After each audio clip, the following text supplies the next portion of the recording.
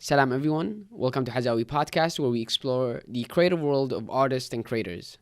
I'm your host Mohamed, and I'll bring you every month an in-depth conversation with diverse guests sharing their stories, strategies, and lessons learned. In this episode, I had the pleasure of speaking to Husam Kaid, who is a friend, an accomplished activist, and an avid reader.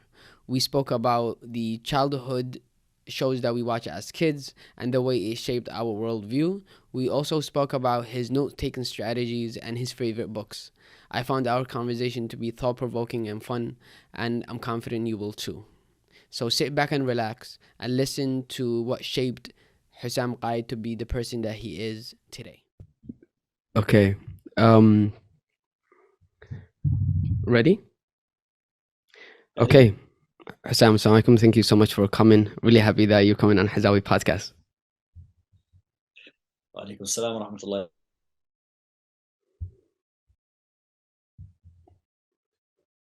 Are you serious? Your internet failed. You're frozen.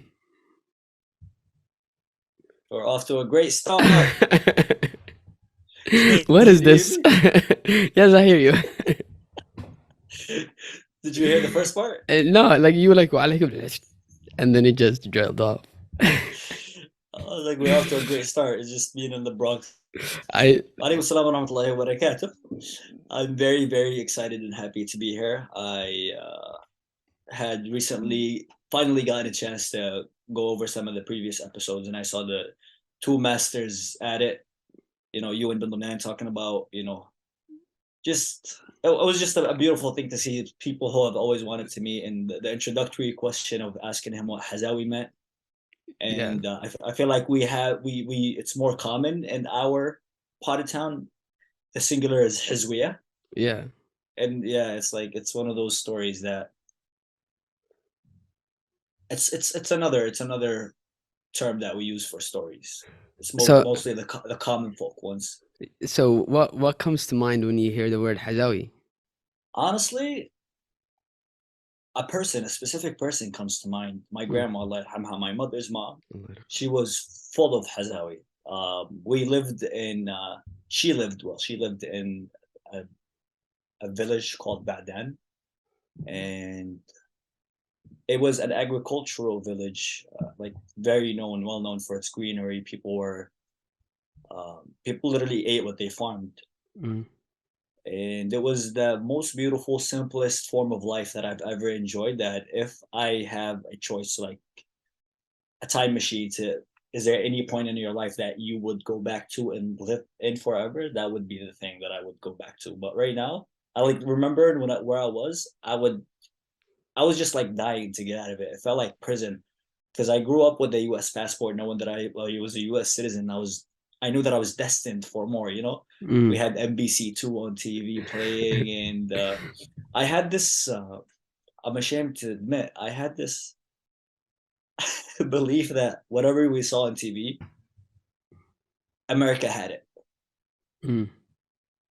It's just a minor, but when I start to mention to you that Spider-Man, I thought was real in America. He was in America for real. That Superman was like anything that you see on TV existed in America. Did you watch Yu-Gi-Oh as a kid? I don't. I might have watched the Arabic version of it. Yeah, I watched the Arabic version, and I literally thought the thing that they put on their hand, like the device where they put the card and the monster shows up. I literally thought like Yu-Gi-Oh, yeah. What did I say? I said something else maybe. And anyway, I heard OVO. I thought you were talking about Drake. Oh, okay. I'm like, it's been so long. I'm getting the names wrong too. But yeah, I thought that machine was in America, and it was like when I found out. I mean, I didn't know that I was gonna come to America until I was a little bit older, and like my dad had to like submit the papers and everything. But I thought if I go to America, that's the first thing I'm gonna purchase. No question about it. Yeah, and then besides TV, there was a store in the capital, Sana'a, called Game Boy. Yes, I've been there. Yeah, it had that, right? To go in there, I lived in the village, right? I live in the village, and then Game Boy was the exclusive licensed store that would sell like the products for all these cartoons that you're watching. So that was my gateway to basically everything that exists in America. Like everything is real. They have those cards. It's not just Yeah, yeah, yeah. something you play and just makes a sound. You Yeah, yeah. genuinely put that card and that monster comes out. Do, But I never got to go to Game Boy. did you watch the cartoon show سابق ولاحق? Oh, definitely. Absolutely. So that was my first so I watched it as well, and the first time I went to Game Boy the store, that's what I bought the cars. I bought two Mm-hmm. cars, one for me, one for my brother, and it was like, I had to like save up for it. Like I had to make a deal with my mom if I get a certain like grades, like she would like reward me with it. It was like a whole like Yeah. contract.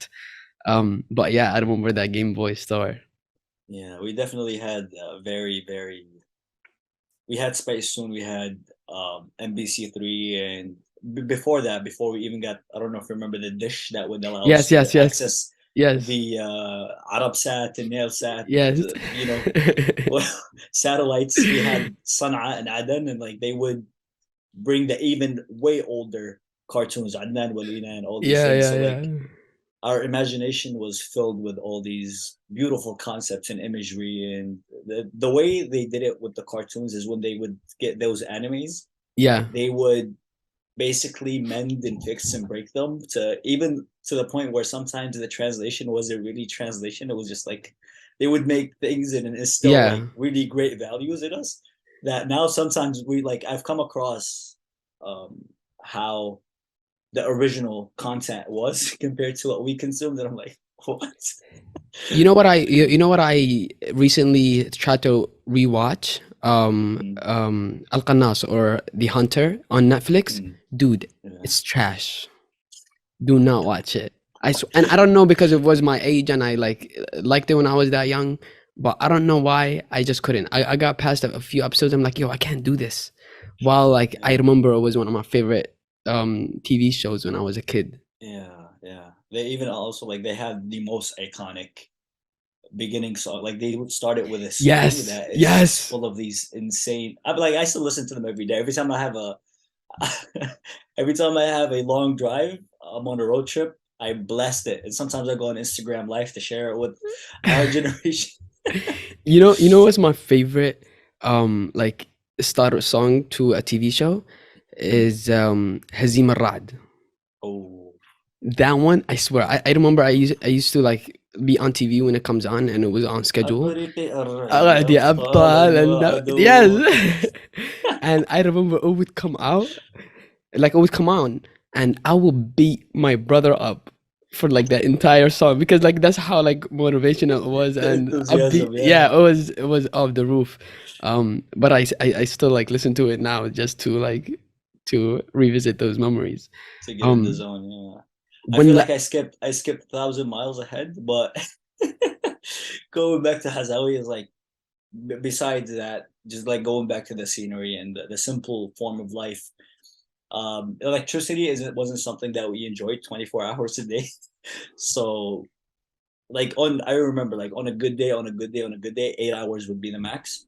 Usually at nighttime there was no electricity in the village, and we would like live on candles and trick gas. I don't know if you remember, yeah, like there I would be do, this bottom of blue gas I do. cylinder, and then the top of it would be this piece of cloth that I still wonder till this day why when you set it Yeah, on fire it doesn't burn.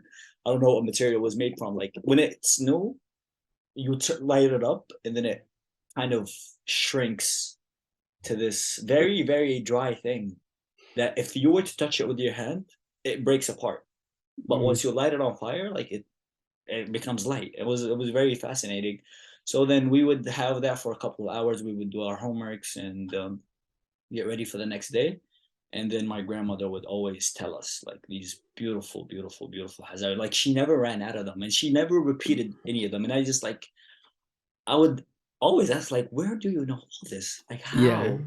Like there was no books. There was like she obviously didn't have enough exposure to like TV or like growing up. Obviously, she was much older, but like the fact that she never ran out of this still fascinates me till this very day. And the village was really beautiful, and for the majority of my memories of obviously we would go through the 4 seasons, but the ones that stuck out most to me were the seasons where there would be rain and like sometimes she would read the environment and give us a story that is consistent with what we're talking about. Sometimes, like when it's raining, she would give us a story consistent with that, and you would just hear the thunder like as a sound effect. So I'm like, Wow. she was the coolest person on earth. Yeah, that's Allah yarhamha. Allah yarhamha. That's so amazing. Yeah. When did you move to the US? So I was born and raised in Yemen. My first time coming to the US was in 2011. First time Really? ever. Sir. So you were what, in high school? Oh no, no. I'm I look a lot old. I look a lot old. I look a lot older than I am. I have since I was 16. I worked. Obviously, I did the whole Yemeni thing of working in a deli store. And now, since I was 16, customers would ask me, "How old are you?" And I would tell them, "You take a guess. You tell me." And I would get 26, 23 since I was 16. Yeah. So I was actually. Oh man, I feel like I'm sharing too much on this podcast. Yeah, I was born in 99. So prior to my birth month, if I, get lost on how old I am, I just look at 2000, what year is it? And it tells me my age. So in 2011, I was exactly 11 years old. I moved a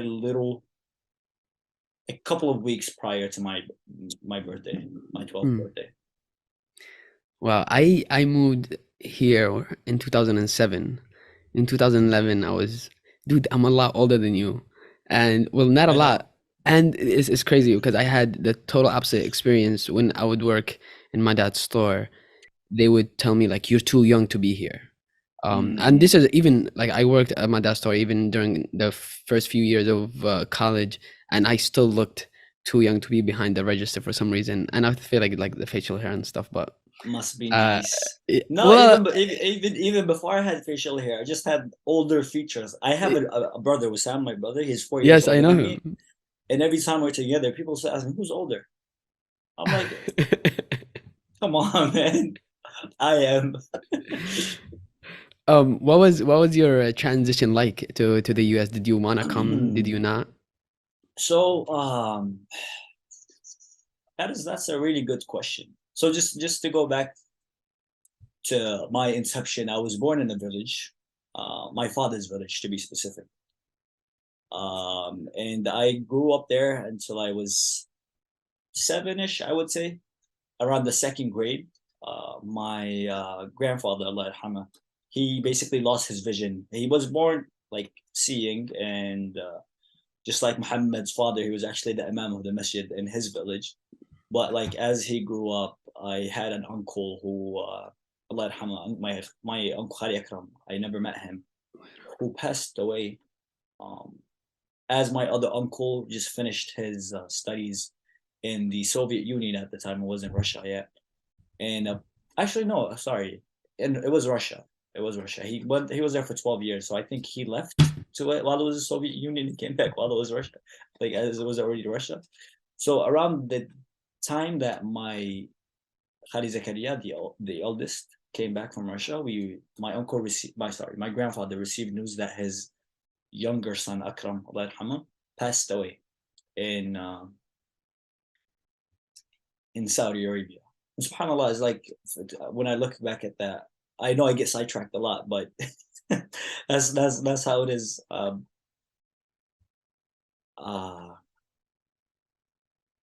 the way Allah does Jabr al Khawatir is like you lost a child, but you got one back in, or like around the same Mm, time. But that kind of what I know, the story that my family tells me is that he hit his head, and basically the way he reacted, like it took him so much. It played numbers on him to the point where he started gradually losing his vision. So that when my youngest aunt got married, he was basically there with my youngest uncle and my grandmother, the beautiful Hazawi teller. But when my youngest uncle started getting older, he wanted to go to Saudi Arabia. That was the American dream to people who didn't have mm. immediate family in the US. You go there, you make a Saudi Riyal income, you send it back as remittances, and that's basically how a lot of the village sustained itself. A lot, but not the majority. The majority of it, like literally, were farmers and ate what they farmed. So then my father is, I don't know, I think I thought at the time was the typical Yemeni American, and you could correct me if you had a similar case. He would come to the United States and work for a year, 12 Mm-hmm. hours a day, 7 days a week. If he's lucky, he would get a day off every couple of weeks. But then he will come to the Yemen and spend, you know, uh, almost the equivalent amount, maybe a year. He would come and stay and live with us. So that since my dad would be back and forth, uh, it was just like it became a no-brainer. Like, while you're in the US, why don't I just, go visit my parents and like take care of them until you come back? And that was that. And then when he would come back from the US, he would come and visit, and he just liked it. So like we just stayed at my grandparents' village. So I had 7 years in my father's village, and then from the second to seventh grade, I believe, give or take 4 or 5 years, I was in my mother's village technically. And then another tragic reason was the cause for us moving to Sana'a. My grandmother, Allah yarhamha, had kidney failure, and she would have to have dialysis twice a week at Mustashfa Thora. And my mom was so attached to her mother to the point where like she had to basically move to the capital to take care of her. And I feel like that one transitional year between my mother's village in the US was very vital, because I feel like my shock would have been much greater had I went from the farmer's village to New York City. It would have been like the Yeah. clash of civilizations, as that book is called. But yeah, that 1 year of me living in Sana'a, and for the first time in my life going to a private school from the village's public school system, and interacting with the relative elites to the village folks that I grew up with, I feel like that mitigated my shock, so that when I came to the US, it wasn't really a big transition. In the sense that it was always expected. I grew up knowing that I have a US passport. I would like have to go to the embassy with my siblings who were, actively going to renew their passports, or like معاملات جديدة. Yeah. And it was just an eventual thing. But I came to the US with the mindset of a visitor, of like, I'm gonna go and come back, and maybe later on in life I will move there for a job or for college. But like in 2011, I did not come here with the mindset like, oh, I'm moving there permanently. But when I got here, my aunt, who had been living here for a while at the time, convinced my dad to just, like, he's of the age, just keep him here and let him go to school. He's in eighth grade right now. You don't want to bring him in high school. Like he would have that 1 year to learn the language, so that he doesn't get left back in school. Because I was really really hard emphasis on was used to be a good student. I wasn't like the smartest or the brightest person, but I was the hardest working. I could confidently say that about my previous self before I got reincarnated to this current version. So she was like, just don't. He works really hard. Don't have him get left back. So I stayed. And the transition was not. Like a lot of people struggle with that transitional year, but for me it was small. Like it was smooth sailing. I came from the villagers mindset of like, you gotta get it regardless. So it was just not like. But then later on, when I started interacting with people who moved there around the same age and telling me that we struggled a lot, we had this happen to us, this and that, and like I look back and I had similar experiences to them. I just thought that was the norm, so it didn't affect me as much. But now looking back, like I'm like, I should feel bad for myself, but I don't for some reason. you know Yeah, I guess we are all in our own social bubble and we are defined by the exterior. yeah. Um, the um the fascinating thing about the snippet that you just shared is that I'm realizing that our families have very similar histories and our experiences very similar. And then I remember the first time I found out about you was through a friend, Hussein, who told me there's this kid that you have to meet. And this was, I think you were in college and we just graduated. It was years ago, and I remember at the time I was not on social media. Like I was actively not on social media just because I was that kind of guy. And I told him, who's this? And he's like, you just have to meet him. When there's an event or anything that I know he's gonna be there, you have to go and like just see him. Then I'm like, all right. And then time passes by, and then I think a video of you was online, and he saw it, and then we were together, and he's like, "This is the guy," and he showed me the video, and the video was, and the video was you um on a skateboard drinking juice side by side of that famous video of, I think, the Mexican guy also drinking. Oh my god. and and Yeah, then yeah, yeah, my friend yeah. was like, "This is the guy." I'm like, I don't know if I want to get to know this guy. Yeah. Oh my god, I know exactly which video you're talking about. He was drinking cranberry juice, and that video blew up. His video blew up, and then mine, relatively speaking, but it blew up so much so that he got sponsorships from the cranberry company, like a lifetime of it. And then he got trucks, and he started getting these brand deals, and it was just so cool. And around that same time, I had just gotten a buzz cut. Like I went bald, so, and I was on a skateboard one day. I was in Bay Ridge, and I was like, you know what? Why don't I just do this? I just went and grabbed the juice, and I recorded it. And I remember like one of the biggest things that was like the most repetitive comment was like, "Why are you drinking juice with your left hand?" And I was recording with the front camera, and that always happens. I'm like, God bless you guys. I appreciate your religious advice. I actually had a very similar experience getting to know you before knowing you. And Husseini, he kind of did what I did with the direct messages yesterday. Yeah, Like, hey nerds, become friends. Bye. yeah. So transferred to the City College of New York, and I had a friend there named Ayad Al Kabiri, Hmm. and he would praise you to the max. Well, like I felt intrigued. I'm like, I wish this kid failed some classes so I could, catch up to him in college and meet him. And I came to the Bronx Muslim Center a couple of times, and he would tell me, "This is him. This is him." And I'm like, I would shake your hand with reverence. I'm like, "This is a. I'm never gonna wash my hand again." Yeah, and yeah, I'm like, I still don't consider myself, or haven't had the pleasure to know you deeply, but the Yeah. little that I've known about you, I'm like, yeah, I did not exaggerate.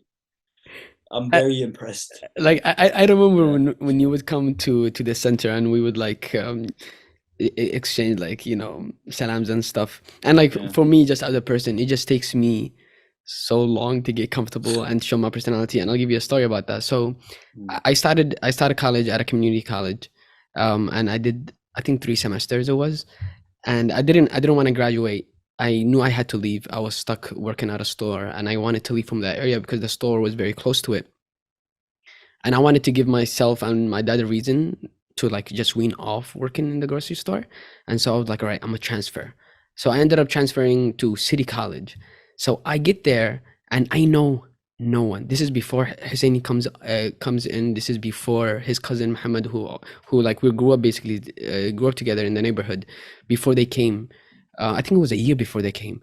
And then I was there. I would go to the MSO, and I will talk to no one. I would just sit in the corner, eat or study, whatever. And then there was this guy, was an older fellow, and I forget his name now, but he used to come to the Bronx Muslim Center. He used to live around the neighborhood, and he would tell everyone there, "This kid, watch him.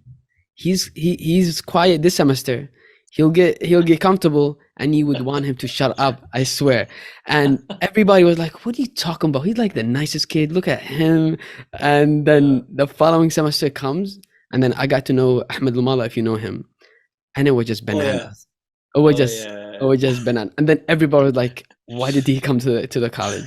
Um, and then yeah, and so like I feel like you and I have not had the opportunity to like either travel together or hang out together, but inshallah in future times we have to. Let this be the introduction, inshallah. That I know. chapter one. I wanted to ask you. You mentioned the Clash of Civilization, the book, and I remember the first time I reached out to you, and it was also my friend who's like do it, just like reach out to him, get to know him. And I remember the first time I reached out to you was a reply to a Instagram story of you reading a book on the train, and the caption was, "I still take the train to read books." And I was just fascinated about that because I'm an avid reader. I read a lot of books, and I'm usually getting like people make fun of me for it. But then I find this guy who's like, posting about it, and he's taking the train to solely read a book, which means like he's dedicated to it. And I wanted to know like how you got into like just reading in general, and what kind of books do you enjoy the most? So this might come as a shocker, but I actually hate reading. I hate reading, but I love the content of books. Mm, And it all stems from the concept of the more you know, the more you know you don't know. And I were like growing up, I would read. I would like my parents would buy me these. I have a very like one of the most beautiful stories with reading. Obviously, Arabic was my first language, and my mother, Allah yahfadha, she actually taught me how to read before I entered school. Um, like subhanallah, we can never repay them. It's like we just ask Allah to give us a chance to pay back a fraction of it. It's like that's one of the most meaningful things to me, that people still like compliment my readings. And obviously I grew up in the village. There was no kindergarten, there's no pre-K, there's none of that.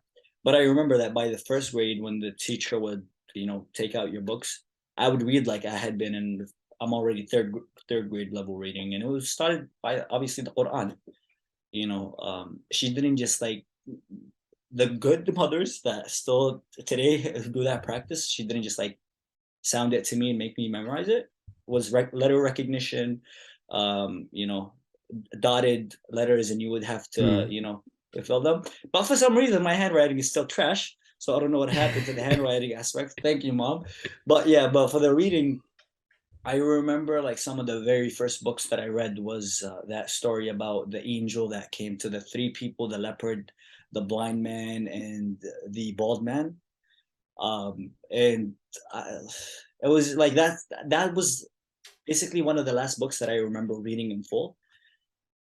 And I say I graduated high school not having read a single book voluntarily, with the exception of the ones that were assigned in only because we were due class readings.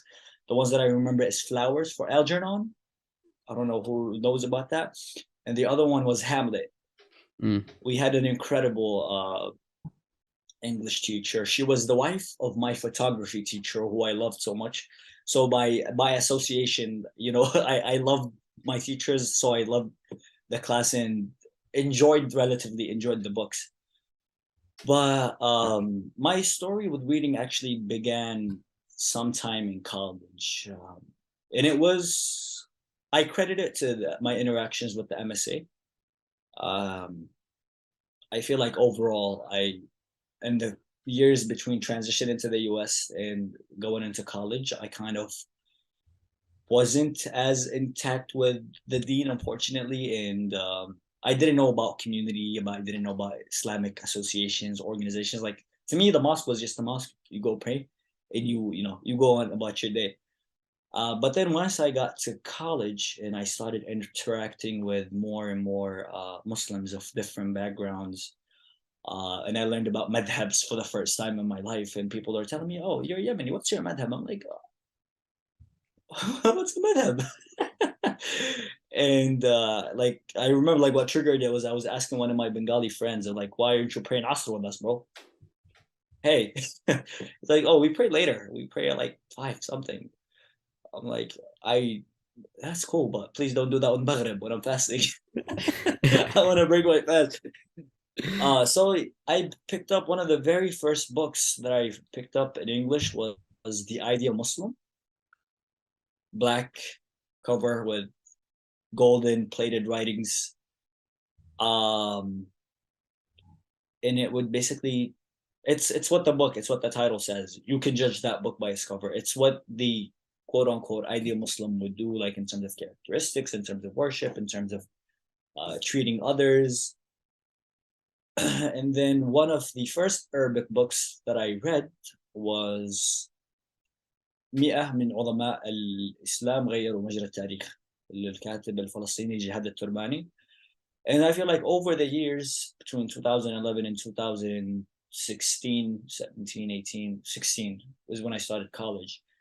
Just the constant bombardment of the news and the headlines and us knowing or like hearing that Muslims are terrorists, Islam is backwards, despite having that strong foundation in what Islam is and our identity is, it's like you hear a lie so much you start to believe it.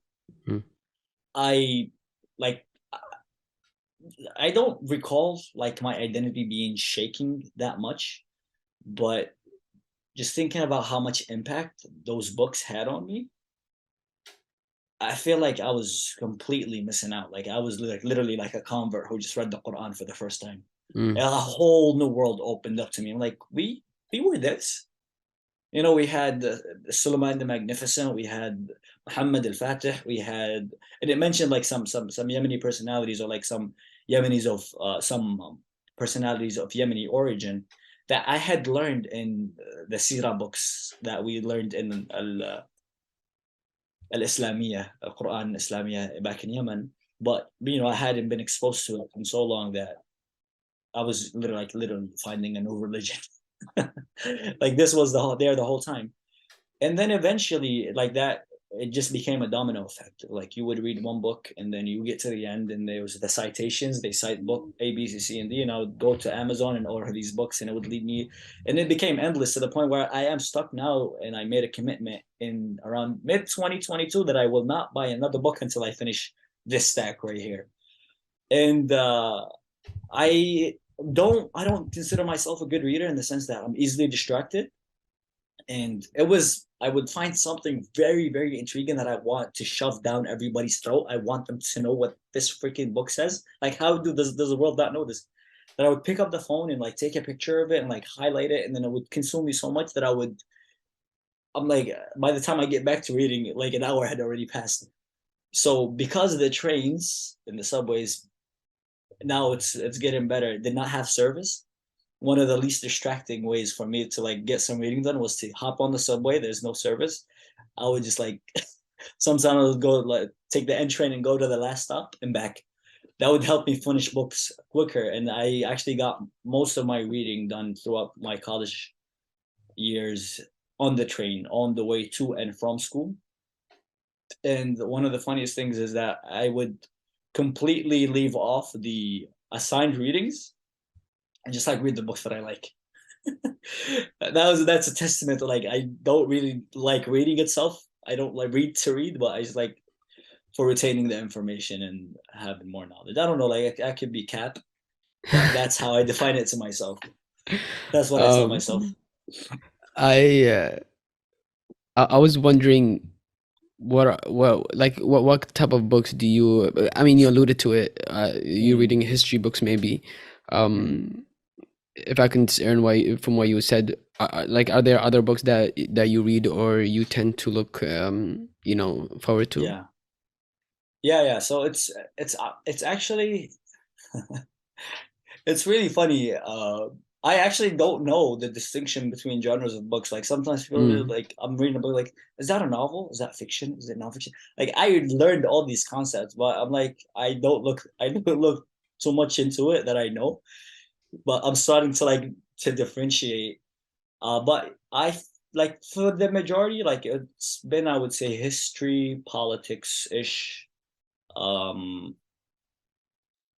And again, yeah, it's mostly within those two categories because the source of my next book is the index of the previous book that I was reading. So it's usually something related, but I I read novels that describe history and politics. Even when I get out of it, I'm back into it. I thoroughly enjoy poetry in Arabic. And subhanAllah, one of my favorite poets just so happens to be a professor of politics. But Tamim al-Barghouti, he's Mm. a Palestinian writer and academic and poet. He comes from a family of writers and poets and academics. His father is Murid al-Barghouti, recently passed away, and his mom is Radwa Ashur, who's also like a huge person in Arabic literature. And I'm actually currently reading her book called ثلاثية غرناطة, the trilogy of Gharnata, which explains the fall of the Andalus. And one of the most beautiful things about that book is when you open it, the dedication of the book, Al-Ihda ila ibni Tamim al-Barghouti. So even the dedication is to her own son. And I feel like there was no better time to read it than during the World Cup when Mm. Morocco beat both Spain and Portugal. Very symbolic. Felt like we're getting the Andalus back, man. Let's get it. Yeah. It's great that you mentioned the book that we are reading now because I was gonna ask you that. What's one book that you've recommended or gifted the most to people? مئة من عظماء المسلمين غيروا مجرى التاريخ. One of the most influential people in my life who have been very supportive, specifically when it comes to reading. My friend Salim Al Humaydi, he's in the medical field somewhere upstate, but like he also like we connected like on a similar basis like that. He just um, I liked what he was reading. I asked him, "What are you reading right now? How do you get your books?" And then he sent me a book, and then we met, and then I gave him that book, and it's just like been a back and forth. Like literally, I just sent him a PDF of Thalathiyat Gharnata just yesterday, and yeah, uh, yeah. Um, do you have I lost my train of thought. uh you were talking about your favorite book and how you arrived to it. Yeah.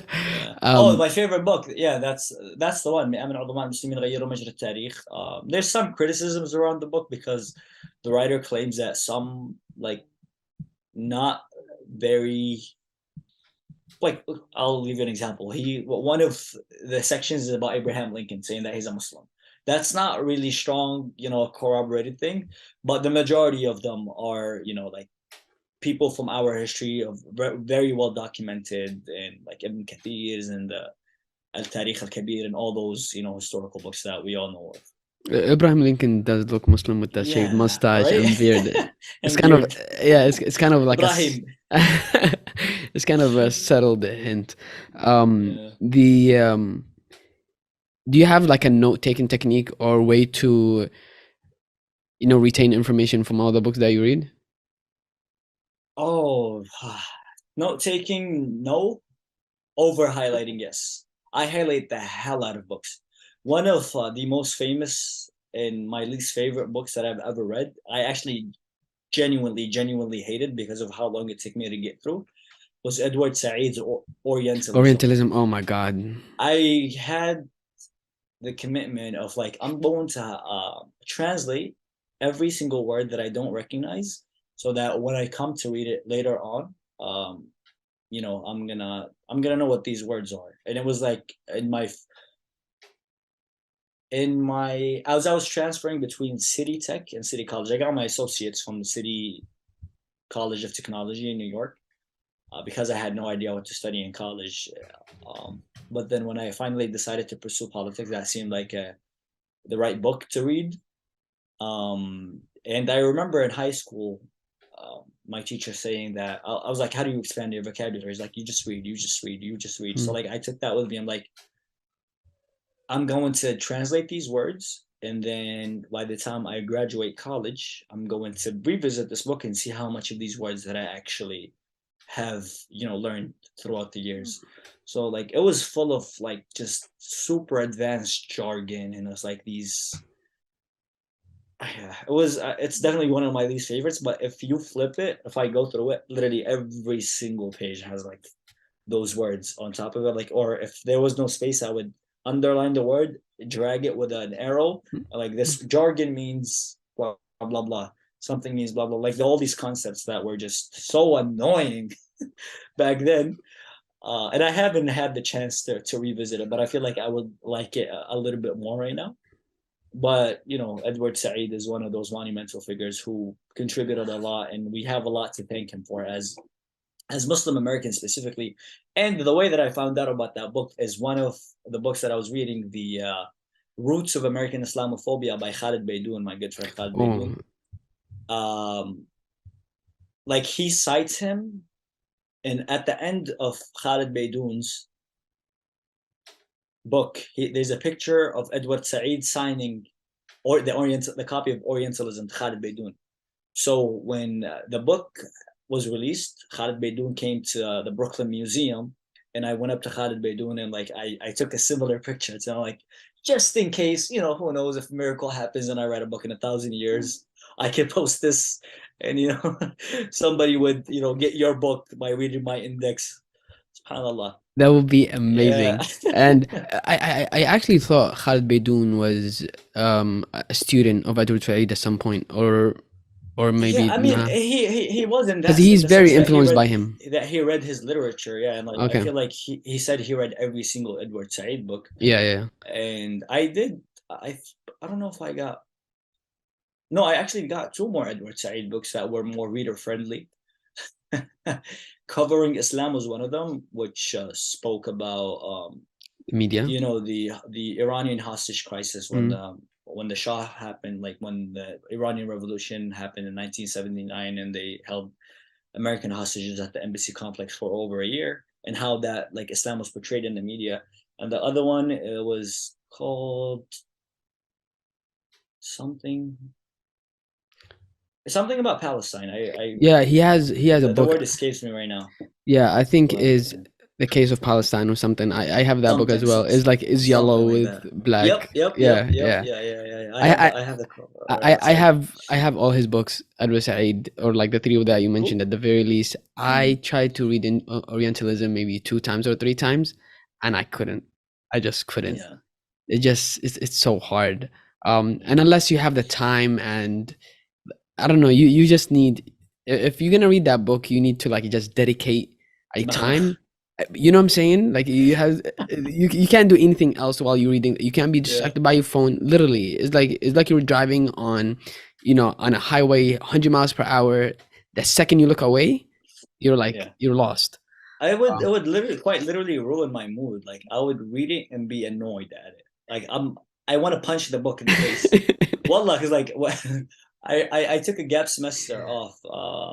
My mom was in Malaysia at the time. My father, like we were in the like process of petitioning for her, and I took that book with me. I was like committed to like reading at least 5 pages a day, and some days I wouldn't get through one because of that. And, like I would like it was my like, are you okay? Is that book making you mad? Like what is it talking about? I'm like, I don't know what it's talking about. That's why I'm mad. But yeah, like I feel like it was the book that took me the longest to get through. Yeah. And I like generally speaking, I'm not a fast reader myself, like in general. So like in addition to that, there's this annoyance of like having to highlight and highlight, and I could have got through 10 books. So with the time Yeah. that I'm going through this one. I have a rule. If I read the first 70 pages and I don't feel gripped by the book, I just put Mm, it down.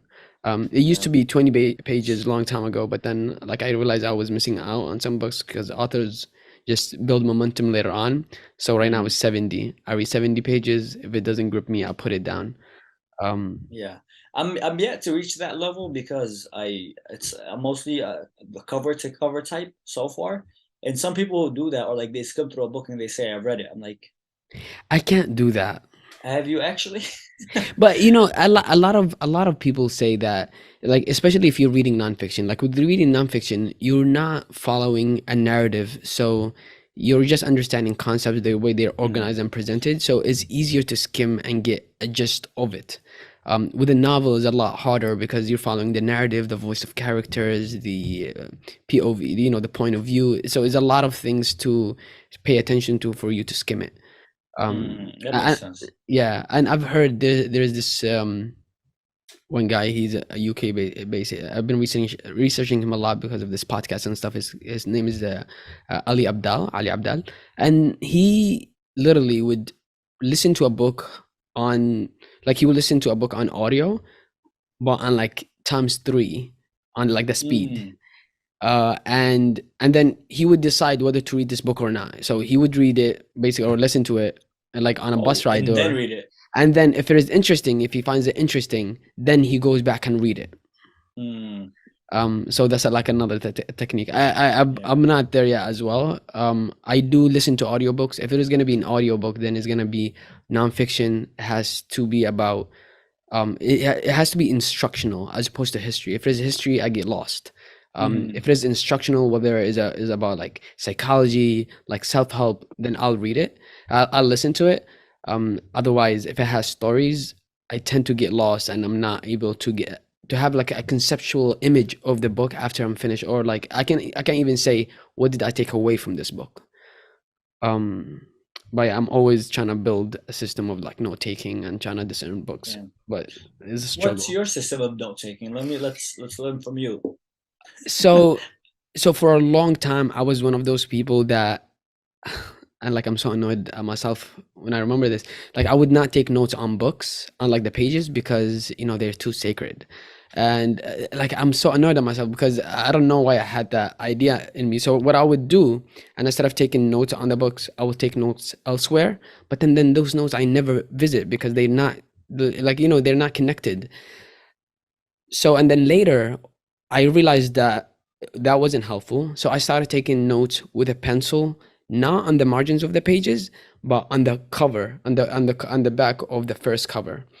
So I will write page one, and then I will write the note that connects to page one, or like page 50, Mm. and then I would write either a quote from the page, or I would write a like a category, like I would say quote to be used. This is the definition of something. So I would do that. Now I'm just furious. I just take notes with a pen everywhere, Anywhere. everywhere. And then what I do after I finish, if there's a very good book and I know that other people will benefit from it, what I do is, after reading the whole thing, I'll take all those notes and then put them like on the computer on a note tab, or there's this app called Notion that I use. Is like a very like system heavy thing where I would take all the notes, put them in bullet points based on categories, so like lessons that are life changing, things to use for your own writing, for my own writing, or things to be shared with these particular people. So I would do that, but then I haven't been doing this for all the books. It's only books that are like, you know the cream of the crop. um but then there's a way that I want to explore, which is, there's a way, I know, I've never heard that. I can get nerdy. There's a way. I think I got that term from Yasser Al-Qadi, by the way, because I Oh listen. wow. Yeah, yeah. Um, he's another very like smart person to Sure. like build a voice for, and his like lens is just amazing. The way he, um, like connects disciplines together and discerns information. Amazing. Going back to the notes, then there's this thing, to annoy you for one more second, where if you use a Kindle, then you're able to highlight all the things that you like, which might work for you because you love highlighting. And then what it does, because it's a machine, you can then view all the highlighted terms, or all the highlighted sentences, and with each sentence you can add a note, which is like another Mm. very like, it Yeah. saves a lot of time as opposed to like taking notes and taking notes from the notes. But yeah. I feel you. I feel you. I've heard a lot about Notion, and like I feel like I've at some point downloaded the light version of it, but like Yeah. never actually pursued it much. And I sometimes I use the iBook thing on the phone, and when it's synced with the laptop, like it's very similar in the sense that the artificial intelligence and it recognizes what's highlighted and it makes it easier. And sometimes when something like really sticks to me, like I remember exactly where it was on a book. That's one Yeah. of the beautiful things that I've come to recognize over the years of like there was something in this section. I don't remember exactly what page, but I, like it's one of a couple of my Bangladeshi friends are actually half of like they memorize the whole Mm. Quran, and like if you would test them, they would tell you the verses on the ayah like like 3 lines before the end. I'm like, that's what do they call Yeah. it? Like photographic memory. Yeah, yeah, And yeah. I'm like, like it's Quran. Like I wish, I can only wish, but the closest thing that I could compare it to is that. Yeah, and then if you actually visit those information when that thought come to you, Mm, then you will remember them longer, as opposed to mm, like you remember, oh, there is this sentence or there is this thought that connects to what we're talking about right now, but I can't remember it, but I know is in the book in the middle on the right side. And if that moment, if you have access to the book and you go visit it, then like it will stick. If you don't, then it will go away and you probably won't that's right. remember it until like 6 months later. That's it for this episode, and I hope you enjoyed listening to my conversation with Husam Kaid and extracted valuable insights and information for you to apply in your own life. To make sure you don't miss the next episode, make sure you sign up to my newsletter Increments on the link below, where you will get an email every time I produce new content. Also, where I share weekly tips, movies, podcasts I'm listening to, articles I'm reading, book recommendations and book reviews, and much, much more. Thank you for listening and keep on creating.